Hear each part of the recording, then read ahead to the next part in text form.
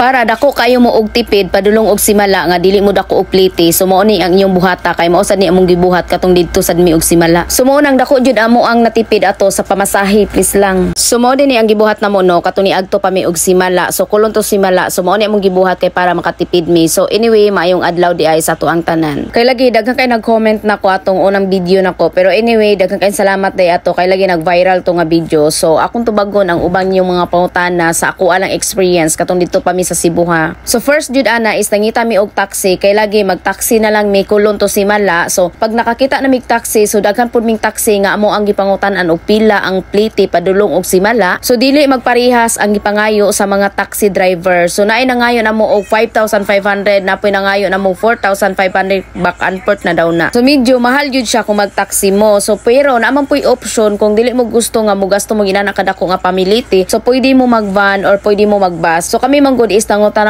nami diri sa kulon ug unsay imong maayong buhaton para maka-save me or para maka-discount me sa plite na mo padulong og simala. Pero mga inday, depende ra gapon na sa inyo. Pwede gapon mo mag-taxi, pwede ra gapon mo mag-commute nga magbana mo og bus, pero depende ra gyud na siya sa inyo ha. Kay namang giuban miingon ay wa kay kwarta mo di ka ka-afford og taxi. No. So dili siya inana nga rason nga porket wa kay kwarta di na ka pwede mag-taxi. So dili. So kung gusto lang jud mo makatipid kay mas better man gud nga makatipid ta kay lagi na man puy lang option kay kung wala puy lang option ay why not nga di ta mag-taxi pero kay lagi na may option nga barato ra o gamay ra sa pamasahe ba mao nang ninggo mi ato kay para pud lagi ma-experience pud namo ng Cebu no. Dayon mga inday no, ang bus di ay kung musakay mo og bus so diha ra day mo ihunong nila sa highway so 150 ra pud na ang bayad nila sa bus then aircon na siya. Dayon pag naog ninyo sa bus is musakay na sad mo og motor nga habal-habal padulong nagsimala so 25 pesos ra sad na inyohang mabayran. Bali 75 pesos ra na ang piliti kung magbus mo. Pero kung magban mo mga inday so gikan sa terminal sa Kulon kay Kulon man mi nagsugod ato so gikan sa Kulon padulong og simala is 150 pesos na siya. So lahos na jud na siya padulong sa simala ang imong 150 pesos sa ban. Mao nang nagban mi ato day kay lagi ang ban manggod is diretso na jud na siya sa simala. So dito na jud kay iurong nila sa simala na jud. So dili na kamo sakay pa og laing habal-habal pa. So largo na jud na pasaka ang ban. Muna kung first time pasad mo moagto og simala so mas better nga magban mo kay lagi diretso